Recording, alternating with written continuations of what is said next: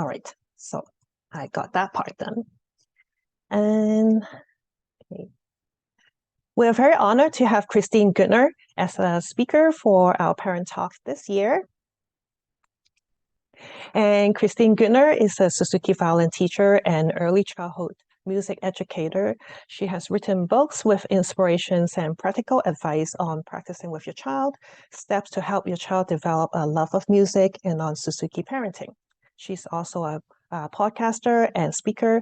I'm sure she will share her resources and how to get a hold of her and listen to her podcast and stuff with you. So now I'll pass the time to her. Thank you. Thank you so much. And thank you all for being here. If you're watching the recording or here live, I appreciate your time. And I always like to share, if you're not familiar with me, that I started at 3 years old as a Suzuki student. And I also practiced with my own children when they started on the violin. They both became vocalists later in their lives. But I was in the trenches, like many of you, figuring out how do we do this practice with our child day in and day out.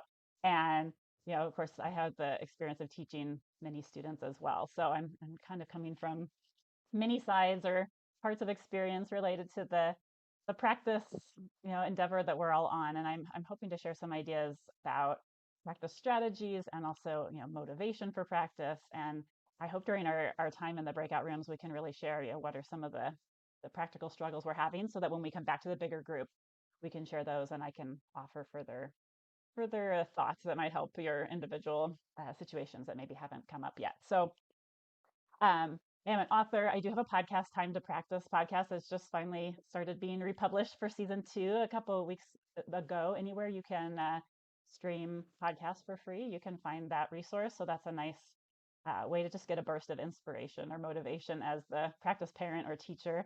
You can also find that on my website, which is suzukitriangle.com. We can put that in the chat before we go today.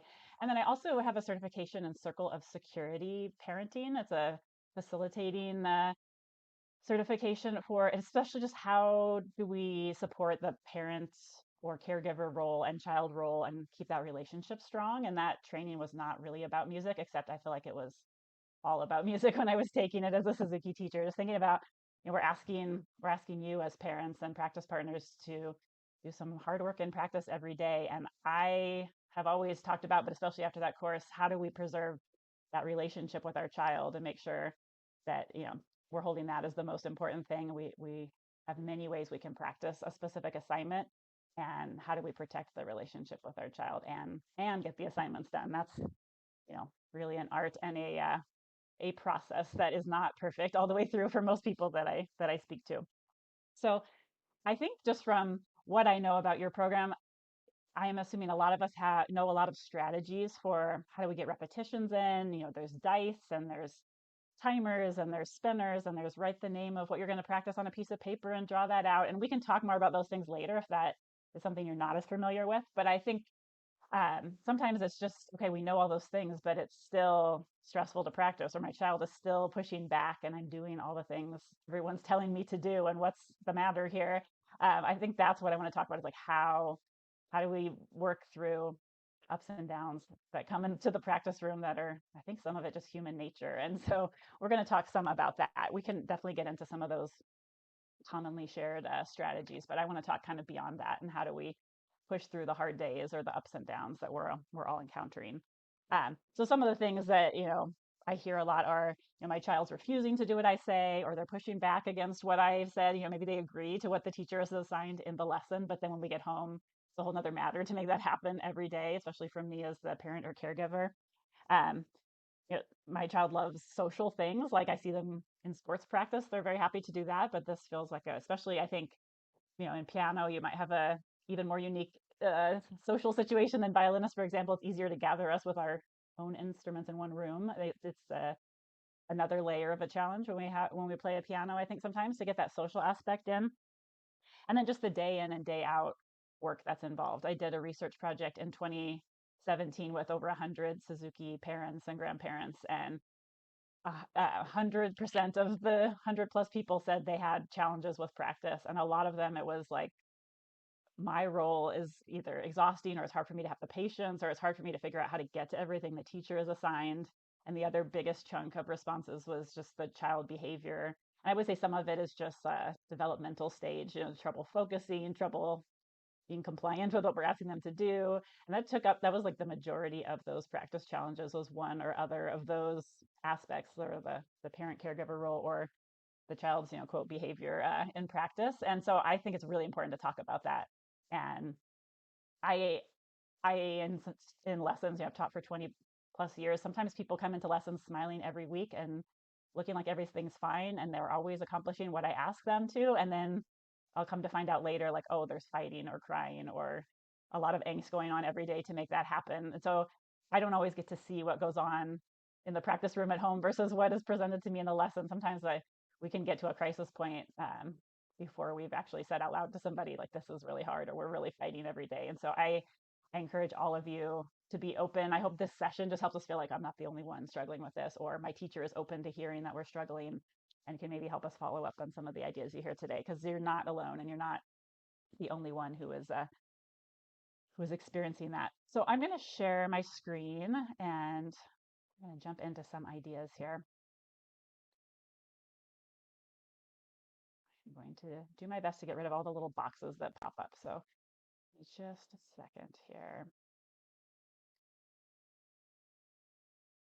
I'm going to zoom back. If this makes you dizzy, please look away for a second.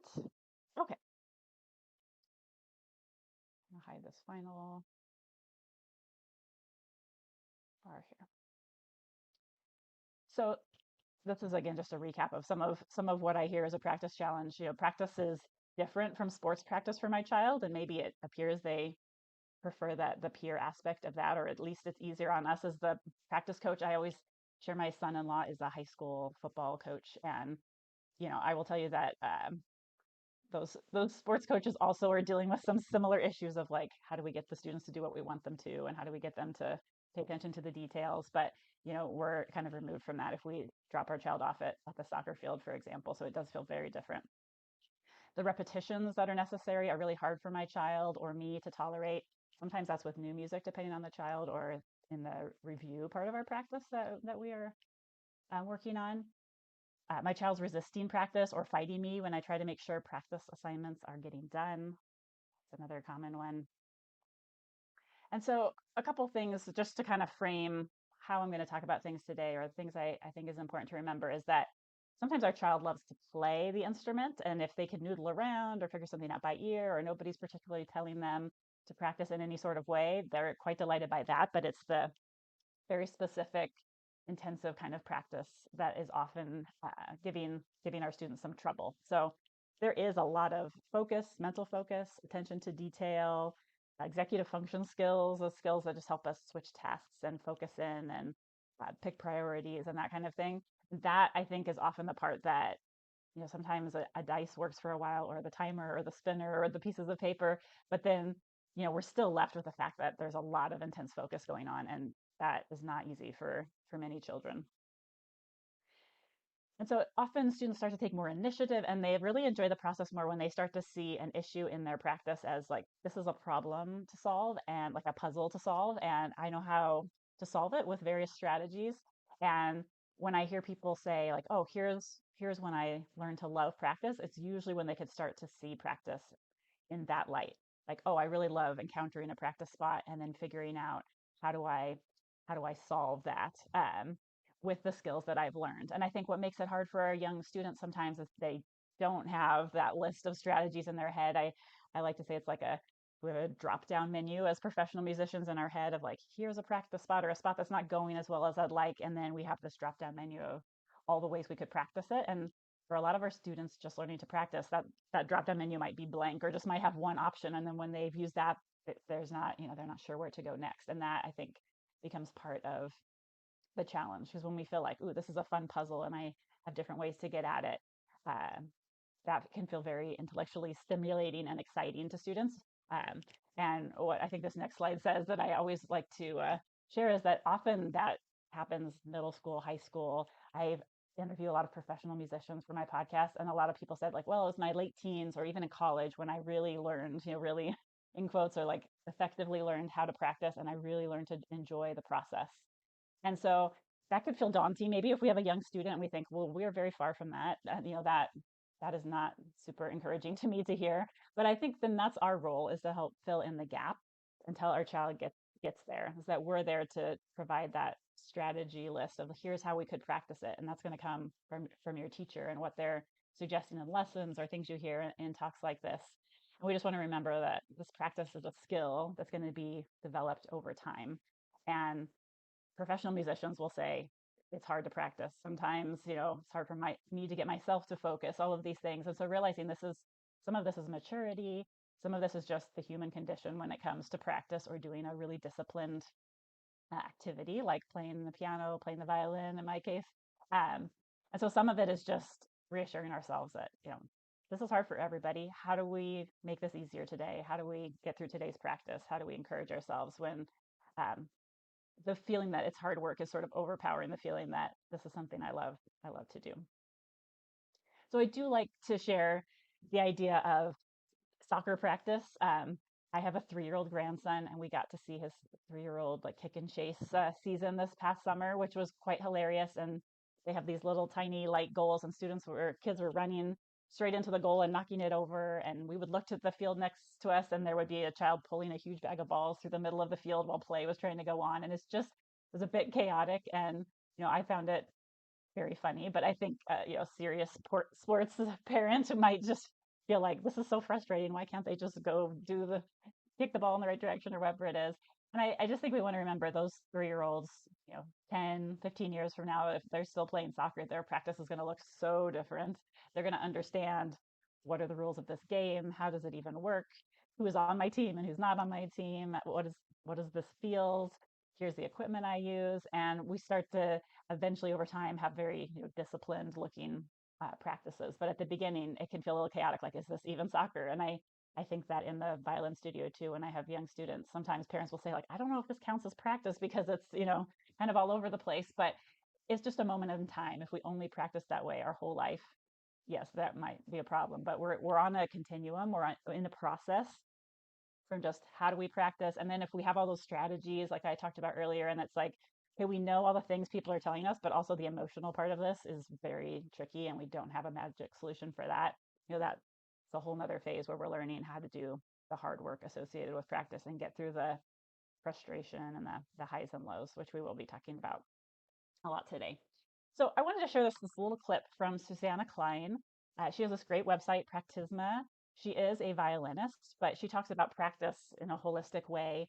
She got into sports psychology as a violin professor, and I'm going to share her episode on the podcast this coming week. But I thought as I was editing it and getting it ready to go out that this little clip I'm going to share with you right now definitely ties into what we're talking about today. So this is just a short clip, but I'm going to hit play and listen to this next.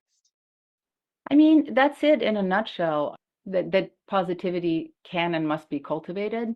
I think that's the big one for me, because I went from just chasing excellence to then chasing positivity just so that we would be less miserable, to actually figuring out that so many things in playing depend on not being super, super negative.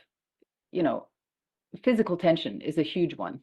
Almost any instrument, but particularly string instruments or voice, depend on the body releasing, relaxing, using our natural weight, all these things that teachers say, right?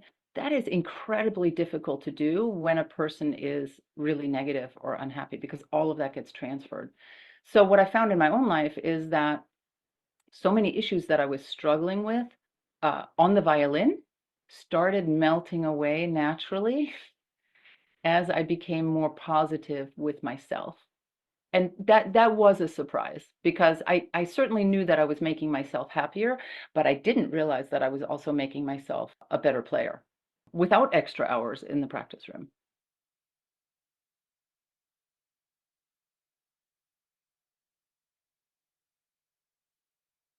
So I love what Susanna had to say there, especially about, sometimes it feels like we want to be, quote, more positive in practice, just because it's, a nice thing to do, or it can sound a little bit like a fluffy kind of assignment. Like, well, really, we're supposed to work hard, but, we're also given this assignment to make it more positive. But how much the being tense, either emotionally or physically, can get in the way of us making music on our instrument. And I've had maybe 6 or 7 interviews so far for this new season of the podcast, and it's something that keeps coming up over and over. It actually has really struck me how many of the guests have talked about finding joy and finding um, enjoyment in the process of learning our instrument is so key for our practice success. And I think that can be kind of counterintuitive or just feel like a feel good kind of thing. But actually, if we're thinking about, okay, we have all these strategies for beginning practice, but my child's still resistant. How do we change things around? And I do think trying to think about how do we help our child enjoy something about playing their instrument. Maybe there's hard work parts of what we're doing that we can't avoid, but how do we make sure there's some balance there with enjoyment and love of music in the process? So how do we make daily practice joyful? How do we make it more positive? I think even neutral. A lot of musicians I talk to are like, well, sometimes my practice as a professional musician doesn't feel joyful, but if I can get it neutral and not negative, that really feels much, much better. And maybe that's a good goal. If we're feeling like things are in a negative space, perhaps we can get ourselves to a neutral space, and with some of these ideas that we're going to share today. So how do we make the repetitions more tolerable? That could be repeating our review pieces long term, making that palatable to our child, doable for a child. How can we help our particular child? I have 2 children. Some of you may have more children in music than I did, but every child is so different. I always share the 20 years I've been teaching, every student who walks through my door, there's a slightly different mix of what motivates them, what helps them focus, what gets them excited about playing. It's sort of like a code to crack for me as a teacher, which I really love. But for sure, if all those students for me have been really different, then your own child's going to be really unique, one from another, from other people in the studio who say, "Oh, this thing worked for me," but what does my child need at this moment in their development to help them get through the next week or month or year of practice? And then I also always think our ultimate goal is how do we help our children um, and learn to work with them so they can work with themselves when they're eventually, with our teacher's guidance and blessing, practicing totally independently. We want them to know how to work with themselves. Like, oh, I work best when I do this, or oh, it really helps me if I start this certain way, or if I'm frustrated, I need to do this thing. And they can learn that through their work with us in the practice room. And we don't have to be perfect about how we go about it for them to learn those skills. So I was thinking about how to best, tackle some of these ideas with you. I think one thing I often share with people, if they're having a practice struggle in my own studio, if I do a workshop, the first thing I like people to look at is how are we starting practice and how are we ending practice? And if you feel like, what I'm saying, you're already doing those things great, then maybe the next thing we're going to talk about is going to be for you. But we want to start in a really intentional way. And sometimes we get into the practice room, and I've even heard the advice like eat the frog or do the hard thing first and get it out of the way. But sometimes that can backfire with motivation if our child feels like, oh, I'm being told to practice and now I'm going to do this really hard thing I can't stand first. It can cause a lot of resistance to getting going. Even if it's a very short activity, I really recommend, if you're having any resistance to getting started, to rethink what you're starting with and do something that feels like just dipping our toe in the water, something that feels sort of low stakes, maybe low intensity of focus, just for a moment or two, just to get ourselves comfortable with like, okay, I can relax into the process and then do the harder work in a moment. So for my students, sometimes it's note name flashcards if we're working on that, or we'll use music mind games, rhythm cards. Uh, Thinking about, maybe they really love a note reading assignment. Maybe they really love their scale to warm up. That can be fair as long as the scale is not the thing that's really stressing them out. A certain review piece, playing our twinkles if we've been at it a while, and that's very easy. But I would just start with something that's sort of a warm up activity. And then once we're like comfortably working together and in the practice room, we can dive in deeper to the harder parts of music. So that is one thing I would definitely look at, is how are we starting? And also, are we giving our child a few minutes transition time? Like if we set a timer for 5 minutes, when the timer goes off, we're going to practice, or um, making sure, I, as a professional musician, if I know, okay, I'm looking at the clock, I better practice in a few minutes, I give myself a few minutes to wrap up what I'm doing and kind of close out my mental thoughts for myself. And I think it can really help our children to have that transition time as well. And it can, I understand it can feel stressful. It's like we've only got so much time and a few minutes transition. Maybe we have 2 or 3 minutes of transition, but that transition period can really set us up to be more relaxed into the process. And then I think along with that, how we finish our practice is very important. And the feeling students leave the practice room with at the end of a practice session is often the feeling that's going to come up first for them when we say the next day, like, okay, time to practice. If we get to do something satisfying, maybe at least neutral if it has been negative at the end, and that's what comes to mind, it's a lot easier to get started again than like, oh, I remember last time I finished practicing, I was like in tears, or I was so frustrated with myself, I could hardly stand it. So here's where I would recommend a couple things. I found this out by accident by just asking my child at the end of a practice to play their favorite review piece from that day.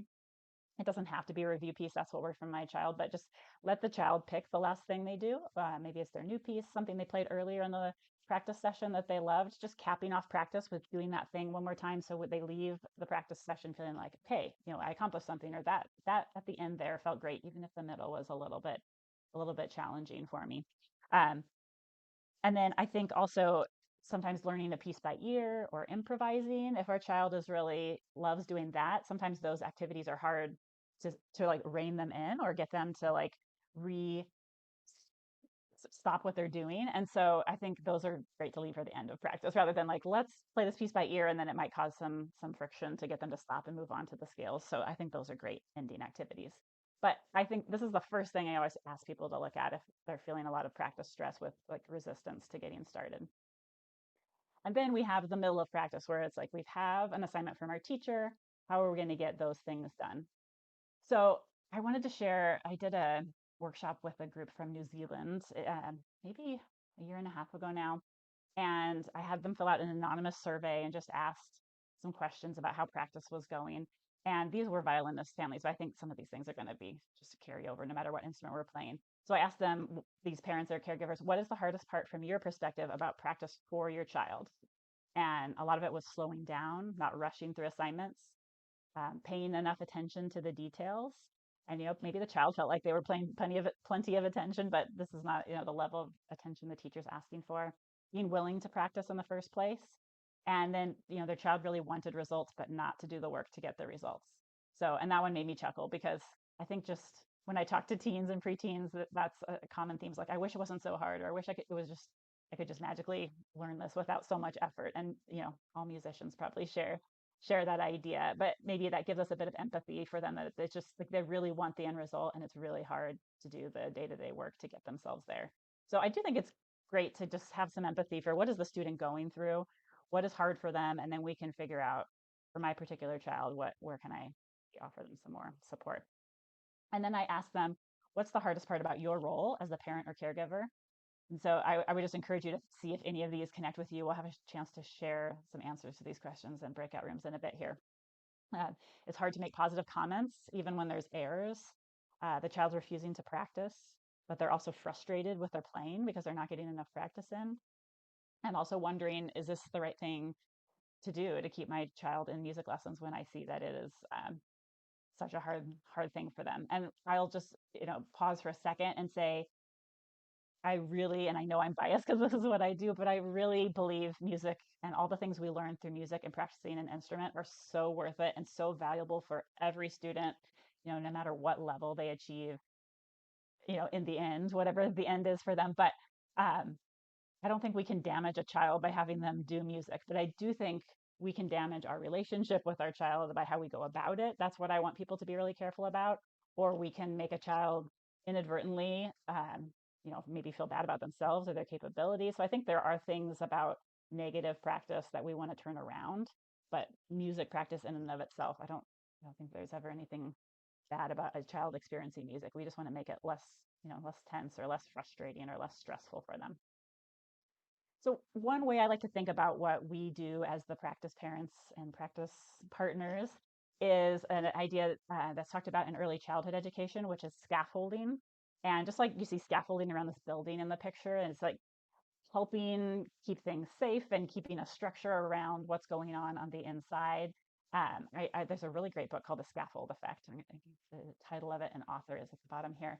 But I love his quote that parents are the scaffold that provides structure and support for the child as he or she grows up. They are there to protect and guide, but not impede learning and risk taking. And I think that's so well sums up. He's not talking about music practice here, but that so well sums up what we're doing as the practice parent in music. And it's also a very tall order to know, how do I effectively guide my child through practice without getting in the way of them learning things for themselves, or taking risks in their music making, or not being afraid of making mistakes, that sort of thing. That is an art form, and none of us who are parents do this perfectly. So I think just maybe stepping back, and for me this is what would help if I was having stressful practice moments with my children, just to step back and think about, okay, what does my child actually need for me to do while I'm here in the practice room with them, and what can they take on themselves, and also, like, what is my role right now, or what am I trying to accomplish with my child as a team to get us through these assignments for our teacher the following week. So I really love that scaffolding perspective. And I mentioned them before, but executive functioning skills is one of the ways that we really do that. Helping our child plan practice, helping them switch tasks in the middle of practice and stay on track, helping them manage their time, helping them bring their attention back to what they're doing if it's wandering away, attention to detail, attention to what the teacher has asked them to practice versus what they would like to be focused on. And I think also, as an aside, maybe giving them a chance to just play and think about what they want to focus on after they've done the work for the teacher. So and they say in psychology that all of these skills really come to full development in our mid to late 20s. And when I look at this list, and this is a short list of what executive function skills are, they're so much a part of music practice, and sometimes so much a part of what's frustrating to a child about music practice. And this is where I think we can be very, very helpful, even if we don't know much about music ourselves and we think, how do I support my child through this part of their practice? They're going to need help with this, likely. I mean, I feel like I needed help with some of this all the way through high school before I could take it on completely on my own. So I just want to encourage you that some of those, how do I organize and conduct a practice session, can be really, really helpful. So I want to weave in some ways to practice beyond the roll the dice kind of things, and also some ways to think about motivation for our child. Because I think sometimes the resistance, or we're not really making progress because we're not focusing on details, has to do with what's motivating us and what's um, moving us along, or making us want to think about the attention to detail that the teacher is assigning to us. So one resource I really love that you see on the screen here is by Ruth Meintz. It's called The Music Teacher's Little Guide to Big Motivation. And it says it's for music teachers, but Ruth says that she has the parents in her program, the Omaha Conservatory of Music, read through this book and talk about it as a group. And inside of this book, they talk about all these different motivational styles. You can see them listed on the screen here. And then she talks about, here's some ways to help your child stay motivated in music once you realize what their style is, which is really helpful. So, I don't want to give away her whole book, because, if this is useful to you, please support her, and you can go find it. You can find it on Amazon. But I think the motivational styles are very interesting, and it's very interesting to reflect, if we're a parent or a teacher listening to this, what is my motivational style? And sometimes we feel like, well, this is what motivates people because it's what motivates us, and we might need to step, outside of ourselves and figure out, what is it for my child? So the need to be with other people, the need to be independent, the need to feel important and valued, the need to know more, those students that ask why, the need to be heard, the need to be in control, the need to be recognized, and the need to be connected to something bigger than yourself. And so I think, just if any of these strike you, just thinking about, how would I support that need for my child? And for some of those, the need to be in control might be like, okay, this child needs a little more ownership over what they're practicing and how do I work with my teacher to help us do that? Or the need to be with others. Okay, my child really needs a social outlet for their music, and is there somebody in the neighborhood who maybe even plays a different instrument that we could have a practice hangout, or perform your piece for each other? Or how do we get them in the room with others, social as they can be? So I think these are really helpful to think about. In this book, Ruth Meintz says, we often say that students or children are unmotivated, but everybody's motivated. They just might be motivated to do something different than what we are asking them to do. I think that's a really great reminder. Just like, okay, my child really wants to take charge of this practice. How do we do that within boundaries of getting things done? Or my child really wants to know more. How do we write down their questions? And then after practice is over and we've done the actual work, we can look up the composer or the how was this instrument created kind of questions that are coming to their mind in the middle of this. So I think thinking through our child's motivation can be very, very helpful. And then I want to talk a little bit about some other ingredients for motivation, which I'll put in quotation marks, that experts say help students. And just what does that practically mean for us in the practice room? So one of the things that researchers say are really important for motivation is relatedness, like feeling important to other people. So students need to feel connected. They need to feel that it matters, that they're there doing what they're doing. And I think in Suzuki, we do this so well. Just in the lesson, we get that one-on-one interaction with the teacher and the student. Sometimes that is a really great way to feel connected. If there's a group or social outlet to our playing, that's a great way to be connected. Students also need to feel like, it matters that they're there. So maybe just the connection with you, depending on your child's age, they're going to value this or put this high in rank compared to others. But with us as their practice parents, sometimes it's like, okay, I really enjoy watching you play. That's something people say all the time that their parents said to them that made a huge impact. Just like, oh, what you're doing matters. I see that you're there doing it. And we have to be creative how we get that done sometimes. But that relatedness is really important. And I do think when we talk about music practice versus sports practice and what's easy and what's hard, that does happen in sports practice. So we just like maybe we have team practice and team events. And so there's just naturally this like I'm relating to other people through what I'm doing. So in music, we just have to think about how do I give my child this social outlet for their music. I'm going to offer a few ideas for you here. Recitals is a great way to do that. Community performances. I always tell my students, especially the parents, if you can tell your child was really into performing and that's what's driving them to practice. I have so many recitals that I schedule in a year, but it doesn't mean you can't say like, okay, we're going to go play at um, the local retirement home. Things are open to do that again here, thankfully. So like you could schedule your own informal performances. We're going to put together a concert for grandma and play it over FaceTime, that kind of thing. We can create our own informal ways to do this. Having a practice buddy, is there someone, could even be a different instrument, but you come over and take turns playing for each other, or some programs will help team up a teen musician with a younger musician, and they'll just have a practice session together, or participating in camps or other social opportunities.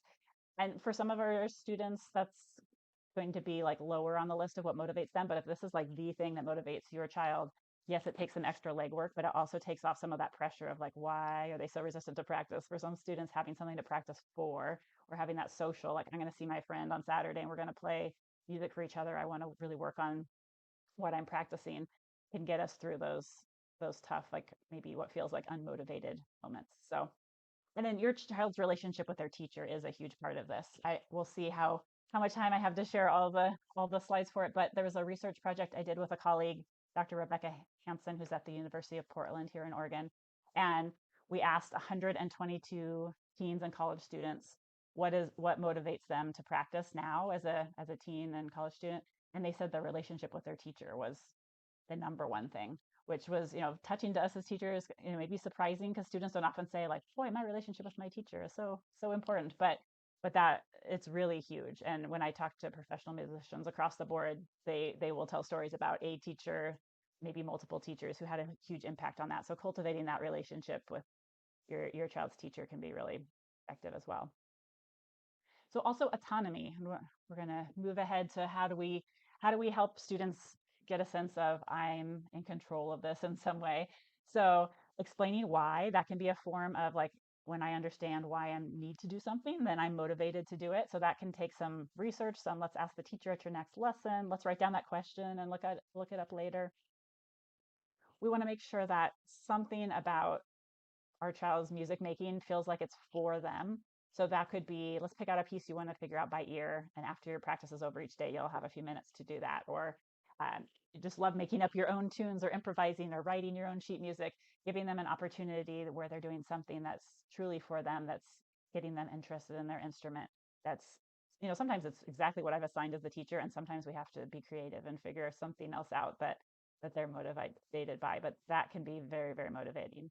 And then giving a lot of choices. So we talked about making sure your child has something they love on their instrument. That is huge. And then I want to talk also about competence. So a big part of motivation is feeling like maybe I'm not good at this thing yet, but I know I can accomplish it. It's possible for me to do what I am being asked to do.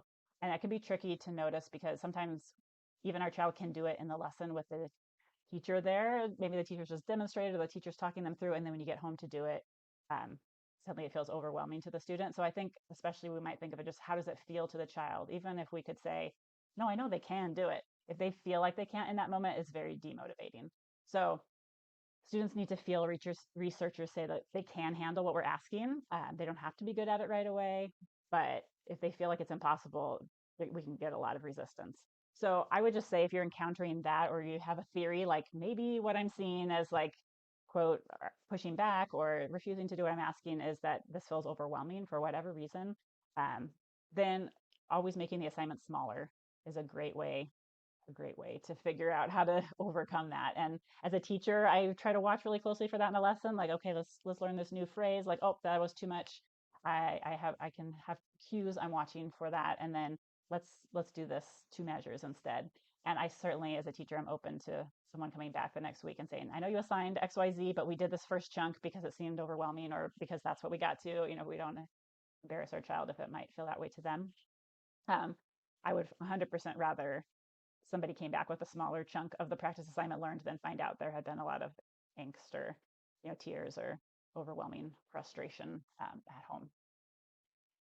So I was talking about that research project that a colleague and I did. We asked these students, they were between 12 and 22, what made it hard to practice when you were young?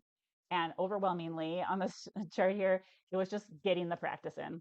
So some people said working with my parent was the hardest thing, going to lessons, listening to the recordings, technical challenges. But the biggest thing was just like, how do we practice every day? So those of you who are in those beginning stages or your child's not yet independently motivated, or sometimes it's good to see it's not just us that is finding like just the day in and day out, how do we practice is a very common issue. And then in the older age range, those teens and college students, the biggest thing that made it hard for them to practice when they got older was just their schedule and their time that they had available to practice. And it's very hard because I feel like my students will just start to actually have some great practice skills under their belt, and then suddenly everybody's schedule gets a lot more intense, and it's very tricky to get the practice going just from our schedule standpoint alone. And then I do like to highlight the points below. Some of them said, "quote It's boring," and we did go back and look, and I chuckle because I think because it was anonymous, students felt willing to be honest like that. But we looked back, and it was really the like 12, 13, 14-year olds almost completely that said practice was boring to them. And when we got to the older mid to late teens and 20s, that wasn't showing up anymore at all. And I do think it's because that switch happened into, oh, I see my challenges in my music as a problem to be solved, and I feel confident I know how to solve them, or I can ask somebody how to solve them and they will help me. And then it doesn't feel boring anymore. It feels exciting to problem solve. Scales, it's hard to focus. I'd rather be with friends. And we just thought as we were going through this data that some of this goes away with age, like the scales and etudes. Again, once students see the benefit of them, often they don't mind them at all. But it's hard to focus, or I have other social obligations that are pulling me away from my practice. Like even professional musicians can feel like, oh, it's hard to focus when I know I have all these emails to answer, or my children's schedule is complicated, all of those kind of things. So some of this is just, it's hard to practice day in and day out, and we can acknowledge that piece of it. And then the last thing I want to say about this is we asked the students, what do you love about playing music? This is when they're teens or college students. And the top two answers were, the music is beautiful and it makes me feel good, and the accomplishment of learning something challenging.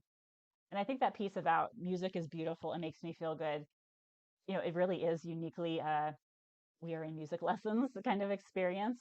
And there's a great book by Daniel Siegel who wrote The Whole Brain Child about teens and teenage brain.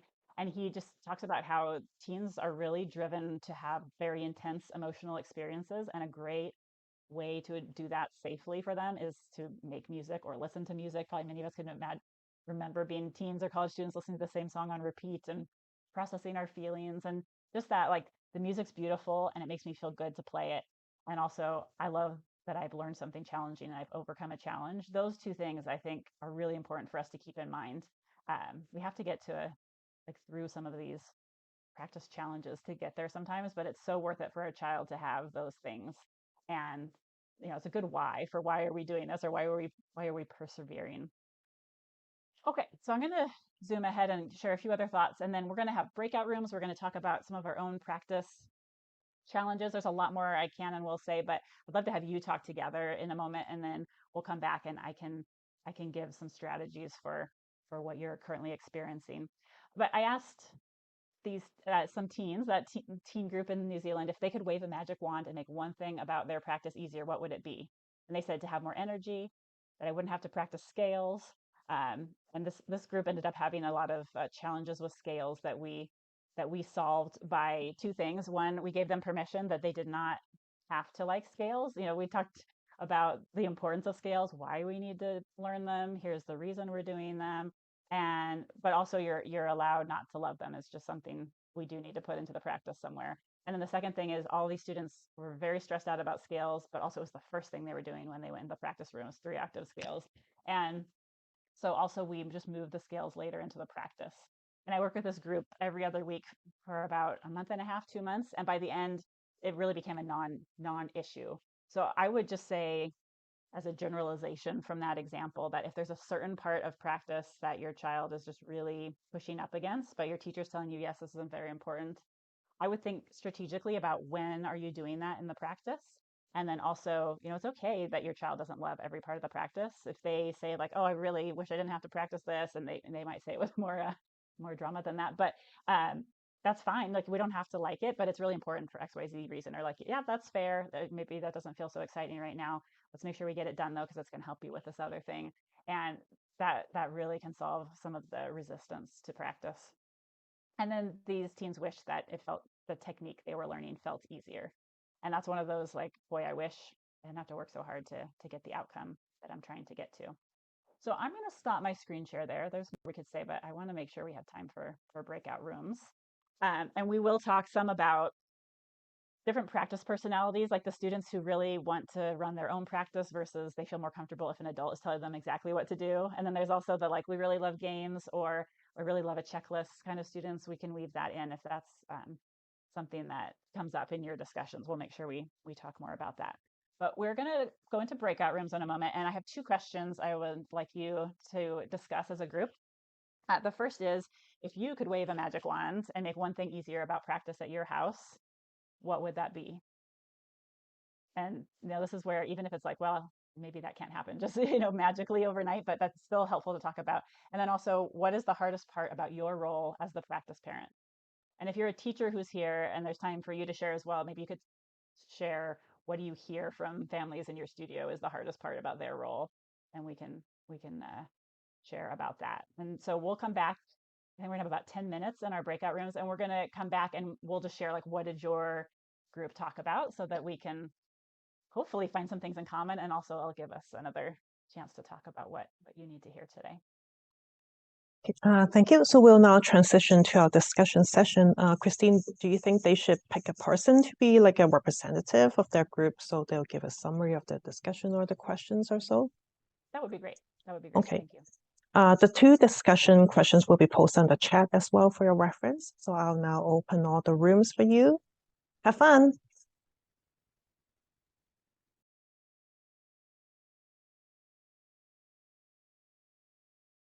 All right. If you're watching the recording or just coming back from breakout rooms, you heard those questions beforehand, so you could maybe take a moment and reflect on those for your own situation if you're watching this as a recording.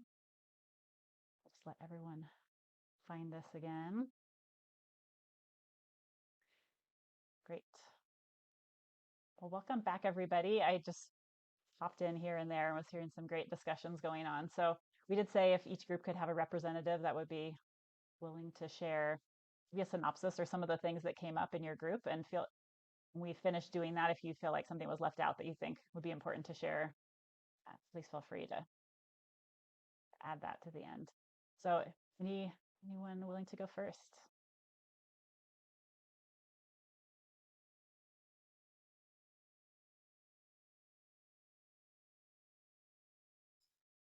I'll go first, I guess. So we were talking about, well, some harder things are, the time management, and that if we had a magic wand, getting more hours in the day to get in everything in. There's lots going on, and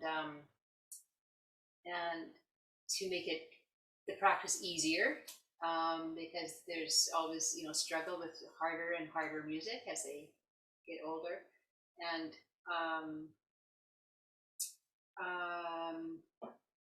and then maybe a hard thing is the child just taking it personally, like the things where the parents trying to fix something, and then they might take it personally, and it's just accepting that, you know, criticism, but constructive criticism.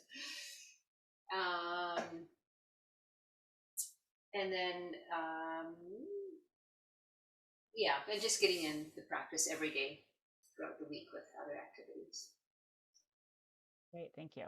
I guess I just want to, maybe I'll add a few thoughts in between as these group shares, so we are sure to get to some strategies for each of these things. One thing I think is really helpful is to think about how we give feedback, and different students are going to be, you know, more or less sensitive to different types of feedback. And people always say, well, the teacher said this exact same thing in the exact same tone of voice, and my child will not hear it from me.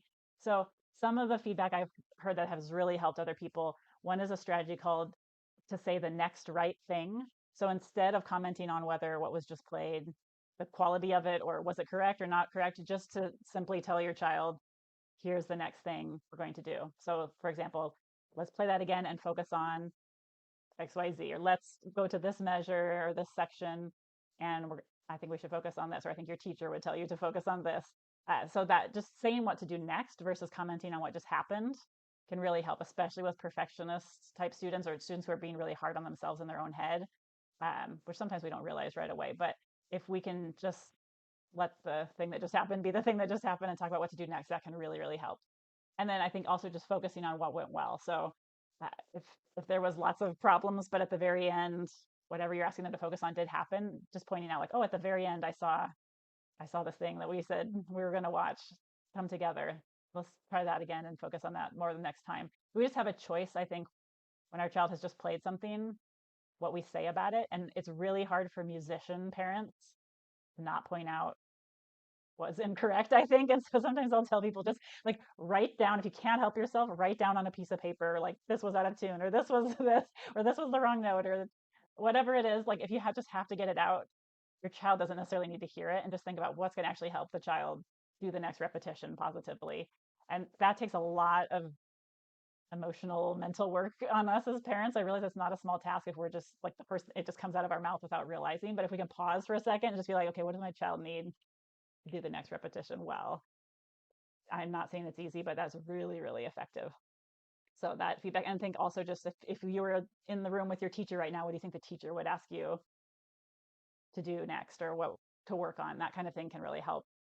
Because if you ask them their opinion, sometimes it's like, oh, it's fine, or I think it was good. You know, sometimes it's hard for me to get students even in lessons to tell me that, but it's like, okay, if you're the teacher and I played that way, what would you say to me? So they know a lot of the time. So that feedback piece, and really thinking about how am I getting feedback? And sometimes I could feel like, well, I should be able to say this or that, or the teacher could say it and I should say it too. But I think just taking all the shoulds out of the equation and just like, what does my child need me to say right now? It's going to help them actually do the practice. And that can really turn things around in the negativity department. So yeah, I think that's an important topic I wanted to address. Okay, let's have another group. I'll let you unmute yourself if you haven't gone yet. We can go. Great. There's only 2 of us in our group that sort of had some feedback, and we both experienced or are experiencing the same thing, in that our children do not really respond well with our feedback or direction. They kind of just want to do their own thing. And yeah, and then also what you had just said, I play instruments, and Ashley, the other mother, does not. And there's definitely advantages and disadvantages to both. So Ashley had said, you know, I wish that I could, so then I'd be able to direct a little bit better. And exactly what you just said for me, like I hear things and I really have a hard time, you know, commenting about like the color of the notes that she's playing and whatever. So yeah, so both of us are trying to also digest that, and you know how either way of helping our child is a bit challenging. Yeah. Thanks for sharing that. I think there's a term in parenting or psychology I've heard that's called like being dispassionate, and that sometimes it's really helpful. Like if our kid feels like we really care if they do it a certain way, there can be a parent-child dynamic in different stages of their development or just different whatever's going on outside of the instrument where it's like, well, I don't want to do it just because my parents telling me to do it. And so if it's sort of like, oh well, it doesn't matter to me either way, but this is what the teacher said, or this is the assignment. I think just taking our emotion out of it doesn't mean we can't have the emotion, but trying to just let the practice be for and about them. It's very hard to do, but I think that can be very helpful. And some parents will tell me like that if I say we're going to focus on a certain task or focus point for the week, that they'll write it on a 3x5 card and just post it somewhere in the wall where their child can see it during practice. And if their child's not doing it, they just like point to the 3x5 card. Like, okay, we decided this with the teacher, and they're just pointing. And that's the other thing about feedback is research has said just hearing someone's voice, especially like a parent or someone in authority, is really different than like they did a study with surgeons learning to tie sutures and clickers like you would use for dog training. And the surgeons actually learned better when there was no verbal feedback and they weren't caught in their own head of like, what does my supervisor think of me? What does the surgeon think of me? And this affects my whole career. But it was just like, that was correct, that was incorrect. So, we don't have to use dog clickers, but just having a like, yes, this is correct or no, or a nonverbal way to work on what you're working on. If it's about a hand position, maybe you just point to the finger that the teacher has asked them to work on and you're not audibly interrupting them. And it's not like, oh, my parent's unhappy with what I just did. It's like a reminder, oh, the teacher asked me to practice this a certain way. So for the teachers in the room, I sometimes, if I hear this is a problem, like a stress point in practice, we'll just work out in the lesson. Okay, how can your parent remind you about this without it throwing you off or upsetting you? And you could ask your teacher to help you with that if you feel like you need it. Because sometimes if I'm the authority in the room and we say like, okay, we said together that this was the way that we were going to do it, number one, as the parent, maybe you feel more like, okay, I'm not going to interrupt with my voice. I'm going to do the thing. And also the child can be more willing to accept it. Sometimes I'll be like, okay, this is your parents' job. I'm giving them an assignment. I need you to let them do their job. And your job is to remember this thing I'm telling you. So getting your teacher on board, I think for any of these things is really, really helpful because we want you to be successful in practice. We want your child to come back having practiced the thing and not having been stressed all week. And, for some students, I'll just give the assignment. And for others, I know I need to write down a very specific number of times because if the parent tells them X number of times, there's going to be a fight. And if it's on the practice sheet, that I've written it down for them, then they'll do it. And so sometimes I need a reminder because I have, 30 different people with different needs, but, just saying like, could we write down, or can you tell us exactly how many times? Like just ask for that support from your teacher in the practice room. I have teenagers that will, maybe start to come without the parent in the lesson, but still an email from the parent. Like, I know you don't know what's going on at home in practice, but I'm seeing this, or they're just running through and not paying attention to detail. Like, I don't have to tell your child that you've said that to me, but I'd like to know because I don't get to see that piece. And then I can say in the lesson, here's some strategies and how I would like you to practice. And I can try to get at it from the other side without your child feeling embarrassed that you've, told me what they're up to in practice. So I think a quick email, maybe your teacher does or doesn't have time to respond, but if I just get that email and like, okay, I'm going to keep that in mind in lessons. Like we want your child to have an effective practice and to get the assignments done, and we want to help you figure that out. So ask for some of those supports if you can. Yeah, thanks for sharing that. I think the feedback piece is huge, huge. And just realizing like it's really helpful just to hear from other parents. It's not just me whose child is not accepting the feedback. This is nothing wrong with me or even the feedback I'm giving is just my child's personality or their stage of development. And it's hard for many students to hear feedback, especially from their parent. So yeah, thanks for bringing that up. All right. Who else can share with us? I think we have 2 more groups that have not gone yet. Just let you unmute yourself when you're ready.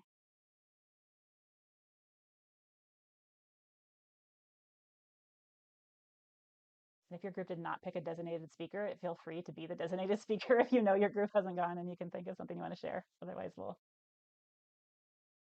let's give it another second.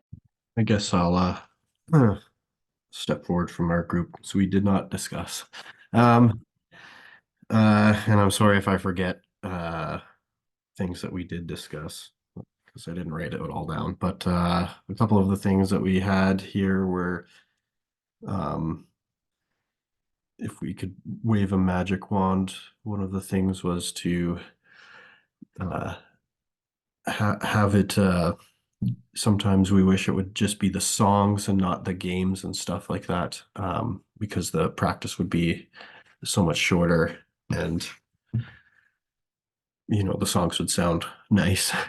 I think. And another thing that I know I felt that it's hard to for myself to stay motivated to keep positive and keep keep on the kids to keep practicing and finding the time to show where it's paying off and yeah, just keeping it not a negative experience that they're unmotivated to keep doing. And having both of us unmotivated isn't very motivated. Yes, thank you. Okay, great. I'm glad you brought up the games because one thing I will sometimes talk about is there's some students who really love a checklist. Like they'll just they love a box to check off, or I'm going to do this so many times to fill up a little practice chart, and they just love checking things off and filling in boxes and going down a list.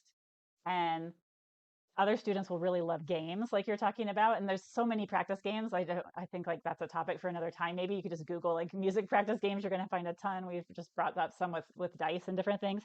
But if there's a mismatch and maybe the student loves games or they really will practice more effectively with games, but the parent would much rather go down the checklist, like Owen was saying, and just like, let's just get this done, please. This is taking so much time. That can cause definitely some stress, and it can feel like, oh, we're wasting time with this game.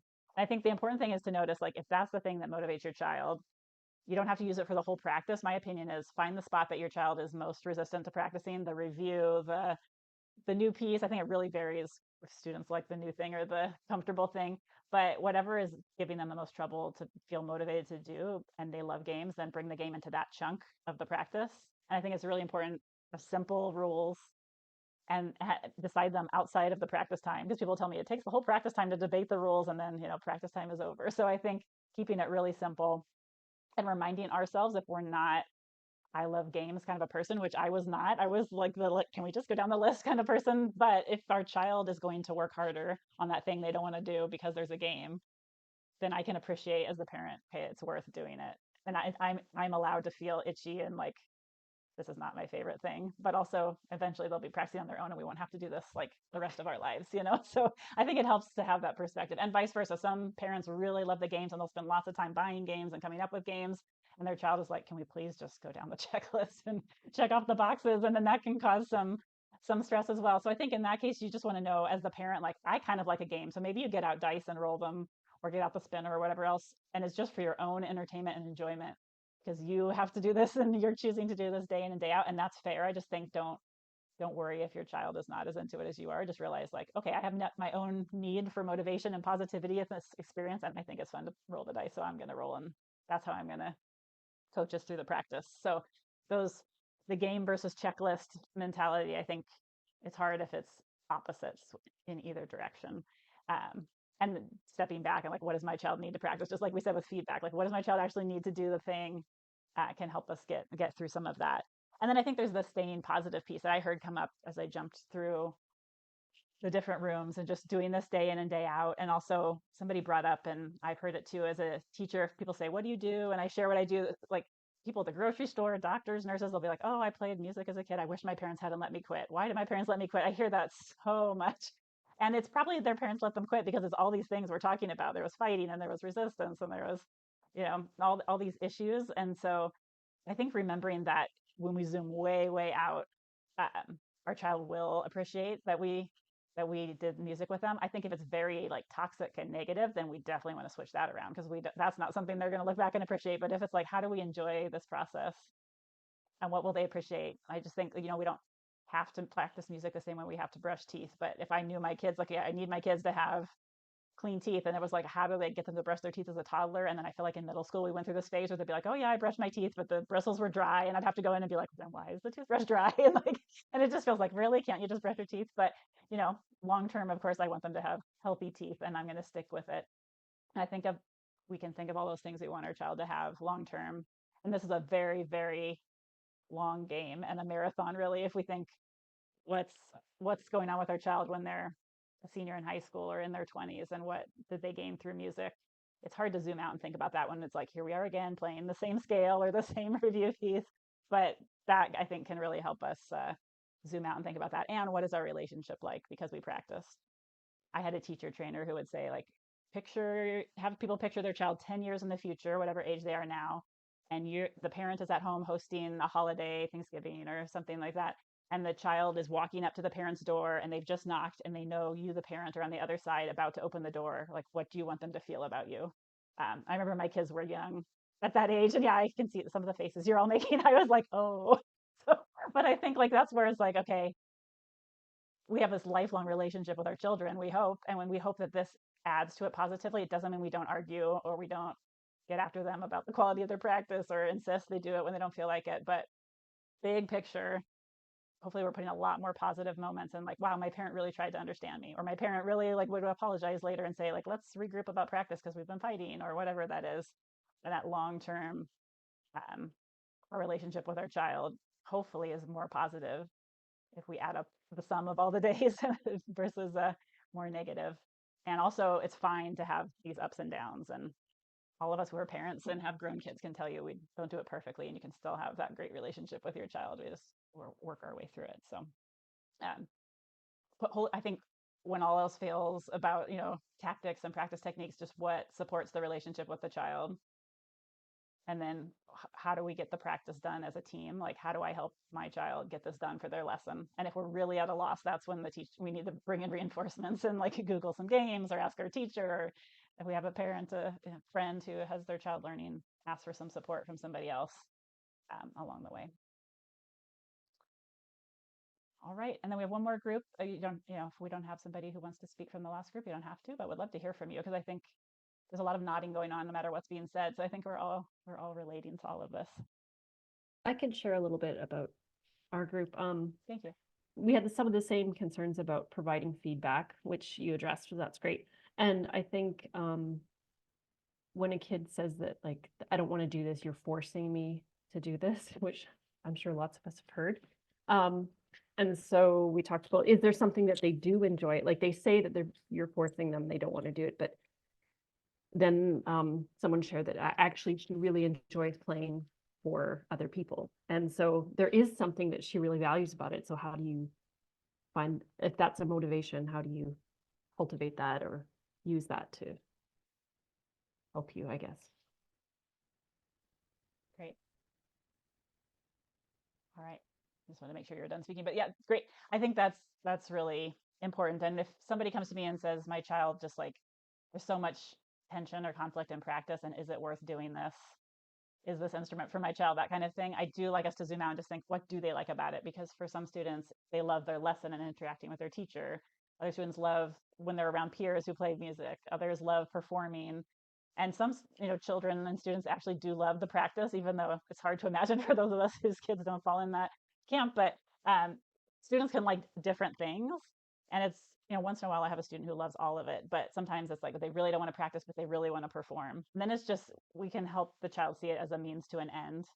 I think it was Abby Wambach, the World Cup soccer player. I heard an interview with her once where she was saying she hates to run, but she wants to be a world-class soccer player. And so when she was playing soccer, she was like, well, I can, I don't love running, but I'm going to do it because I want to be able to run on the field. And so I think if we can start to adopt that attitude of like, okay, I don't want to practice right now, fair enough. We can give them permission not to want to, but we know we want to perform. And so we are practicing so we can perform.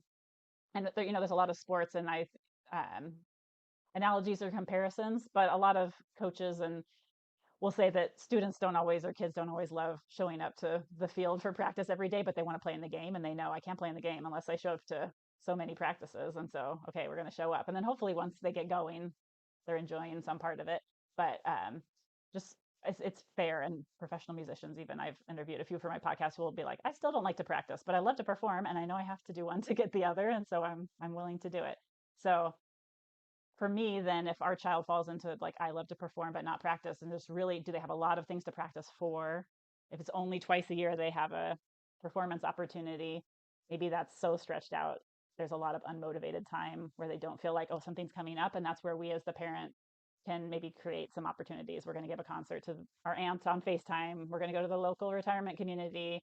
ask the teacher what other opportunities they can think of. As a teacher, I always like people to let me know they're going to perform somewhere, just so I feel like I can, help them with that process. But don't feel like, oh, we're only allowed to perform when the teacher has a big formal concert. Because I think if that's your child who needs that performance opportunity, then as a parent, we can help with the motivation, right? Just making sure there's lots of times to perform, even if they're very informal. It's very different for piano, but for violin, like here at the farmers market, we'll let people come stand on the corner and play. And so students might go do something like that, like very low stakes, very just out in the community opportunities. But is there some way they can go play? And it's also really fun to have an audience that's not just the parents and students from your studio, but just like, people we take for granted, like all these kids play instruments at a high level, but you get out into some public settings, library, or whoever will let you perform, and people can be, so positive and so amazed that young children are making music this way. And it's sort of a good reminder of like, oh, like this is amazing what we're doing, even if from day to day we feel like, why isn't this going faster or this going better? But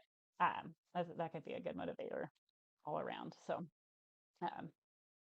that motivation piece is really important. And I think in your group there was somebody saying, my child doesn't, seems like they don't want to practice, but then if she introduces herself to someone, she'll say, oh, and I play the piano. And so it's like very interesting if it's like can be part of the child's identity, like this is something I do and this is important to me. And it can also at the very same time be like, I don't want to practice today and I'd rather be doing anything else at this moment.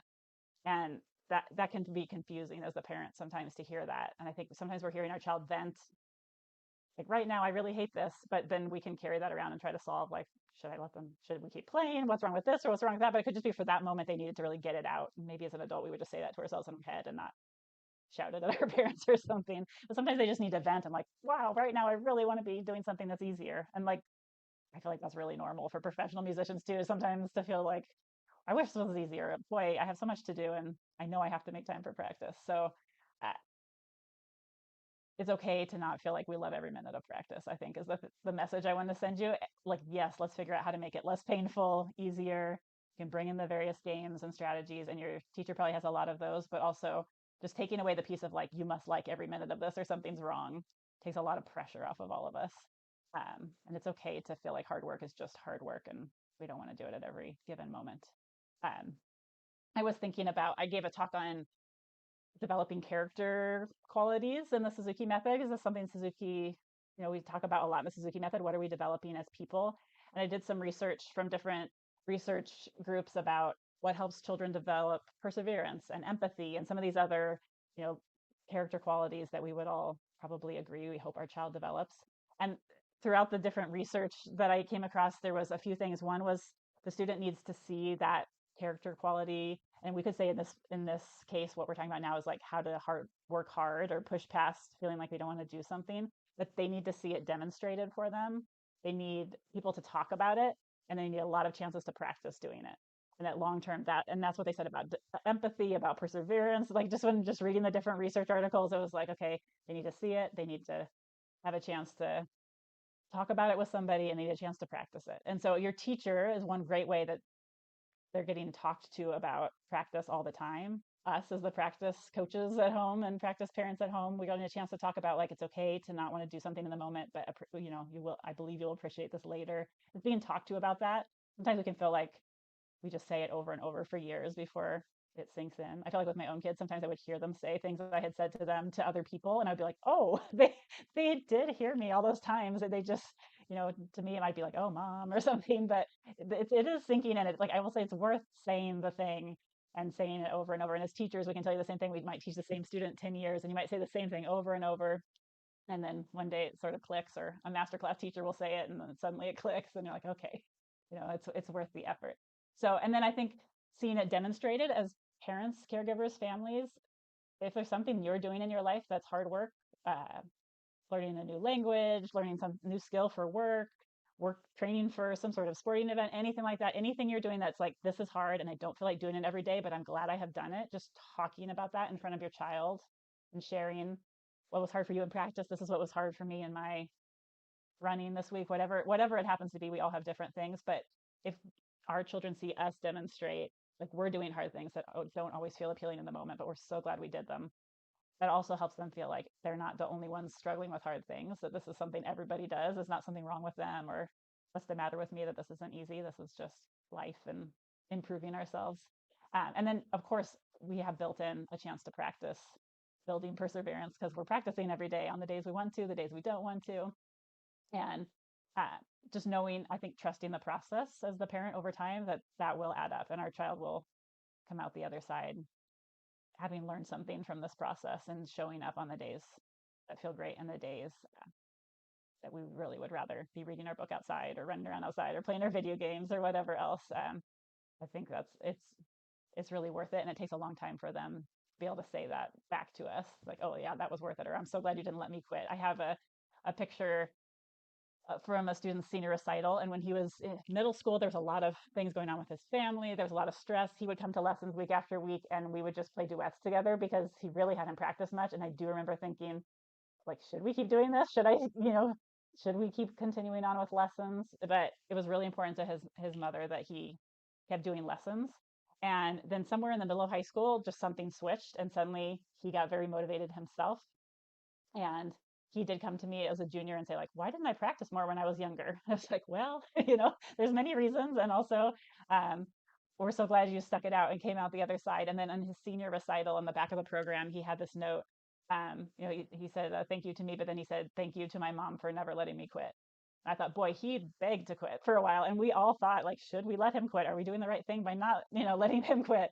And he came out the other side. And I think just his mom supported him and like, this is important. You're going to appreciate it later. I met him where he was each week. He did have a choir teacher at school that got him playing some music in a school social situation that felt good for him. And for every student, that's going to be a different thing. But I just see that message and think like, okay, this is why I don't ever give up on a student. I just figure out what does a student need right now to keep playing. And not everybody's going to be a professional concert musician, performer, but what music gives us in our life is huge. And to have a teenager be like, wow, I can't imagine my life without music in it. Thank you for keeping me at it is, I hope we all get to hear that. Not every student's going to say it back to us, but hopefully we see it in action and can see what it's given them and whether they're a musician in their life or not. So I think thinking big picture is huge. There's so many strategies to practice, but what does my child need right now? I think is a great way to filter. You can just Google and get 2 million ideas, but this is like, okay, what could help my child right now? And then also what could help our relationship so we can continue to practice together without a fight, or without every moment being a fight. It doesn't mean we're saying like, whatever you want, or I don't care what you practice, or the quality isn't important, but maybe I can write the thing the teacher has asked them to practice and just point to it, or just sit in the room nearby and have them show me what they practiced after they're practicing near me, and keep reminding them of the quality and what their teacher's asking. I think that will get us very far. All right, well, we're almost out of time. Any questions? We could talk about this topic for like days on end. So, but any questions as we're wrapping up that you hoped we had covered today or you'd like me to address, feel free to write in the chat if you want to. You can write anonymously just to those of us hosting if you don't want to unmute and ask a question, but I'll just give us a moment to see if there's any final questions we want to share.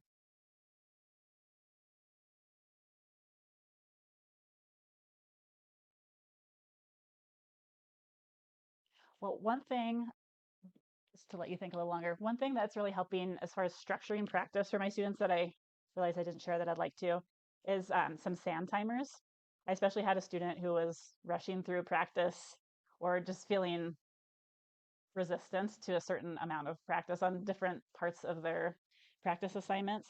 And you can find some of these on Amazon that have different minutes. So this is it's hard to see, but there's a 3 minutes printed here, and there's 5-minute timers and 10-minute timers. And for this particular student, we divided up her practice assignments in 7-minute chunks. And the idea was we were trying to get amped up close to a half hour of like semi-effective practice. So we had 4 7-minute chunks, and I would just say like, here's what I would put in each section. And they would just turn over the SAM timer, and the student agreed that she would practice that chunk of her assignments for that long. And then they just look at the next thing on the list and turn the timer over and do the next 7 minutes. And the amount of minutes is going to vary, but that was a really effective way to get the student on board to divide up the practice in a structured way and to move from one set of assignments to the other. And, there's some ownership involved. The student gets to turn over the timer. It's not an adult telling them like, now you have to do this for 7 minutes, even though that's kind of what's happening because we're handing her the timer. She felt like she had the ownership over it. And we just said, okay, when the timer is off, or the time is up for that segment of your practice, then you get to move on until the next day. And your mom can help you take note of anything you didn't get to and like make sure we're not missing anything 2 days in a row. But that really turned around this one particular student's practice of just getting to everything. And it's really normal for some students to love the new piece only and really resist the review, polishing portion of practice. And then other students really like the comfort of, I already know how to do this and I'm not worried I'm going to make a mistake or do something wrong and get that negative feedback. And they might really love the review, comfortable, I already know this part of practice, and really resist the new thing. And so I like the dividing it up by time. Yes, yeah, Alexa, perfect. I'm seeing that in the chat as well. Having those timers can really, really help to just get to everything. And like, okay, it's not forever. I have heard like one of children's big fears is they feel like things are going to literally go on forever and we're never going to let them stop. And so I can kind of chuckle about that as an adult, but I can kind of picture how that could feel as a child. Like, when am I ever going to be done with this? So if you can just see the visual or just trust Alexa's going to sound the alarm when this 5 minutes is over and I get to move on, that can be a really great way to get some cooperation and, let your child set the timer if they really need that control or ownership over the practice itself. But that dividing up can be very, very effective. And I just talked to a professional musician who's writing a book, and she has a 20-minute sand timer, and she said she turns it over and she makes herself write for at least that long every day while she's writing the book. So I think we don't grow out of that necessarily. Sometimes it's like personality wise, like I like to see the time pass, or even just I have trouble getting started, and if I know I can stop when the timer runs out, sometimes we don't even want to. We're just in the flow of things, and we can carry on and go from there. So that's something I would use if you're having trouble getting to certain sections. Like maybe you don't need the timer for the whole practice, but just for the one chunk your child wants to avoid. Like, okay, we're going to try this experiment. When the timer goes off, whatever timer you use, we're moving on, and you can to the thing that you are more interested in. And that just, we're going to have in our jobs as adults, children as adults are going to later have to do lots of things in life we don't particularly think are very fun, taxes and what bill paying and whatever else. And I think there's also just a gift we're giving our child of like, okay, I can make myself do something when I know it's important and I don't feel like it. But training the child to get there is not easy or fun all the time. Like people say, like, I want my child to develop perseverance, but then the development of that is a very frustrating process sometimes. And all that talking and coaching and helping them relax and calm down when they're frustrated is not an easy thing. It takes a lot of emotional energy and a lot of mental energy and a lot of stepping back from, for me, like what my mother would say to me that I said I would never say, that would just come out of my mouth, and all those things that we're all working with. I just want to say hats off to you if you're practicing with your child day in and day out, that this is hard work. And I would say also it's very, very much worth it. One of my favorite quotes from a research project I did, somebody said, Suzuki parenting was the hardest but most rewarding thing I ever did. And I think we could just cross out Suzuki and just say that about parenting. It's hard to be conscientious parent who's thinking long term about our children, and it's so worth it. And same goes when we're introducing music in the equation. Yes, it's hard.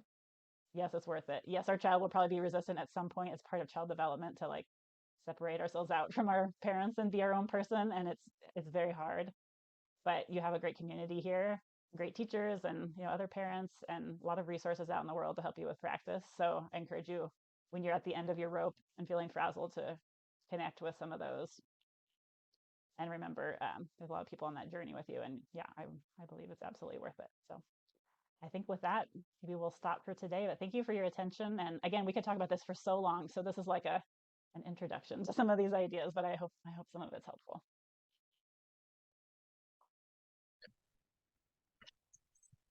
I want to thank Christine for speaking to us today and sharing your experience. You've given us many practice strategies and ideas to take home. I'm sure we can use them and help make our practice a little easier and better. So thank you. And thank you for all the parents for attending and sharing. So feel free to give us feedback. Kim, do you have anything else to add? Nope. Well, this concludes our parent session. Thank you so much for attending, and I hope you have a great afternoon and evening, and see you guys later. Take care, everyone. Thank you, Christine. Thank you.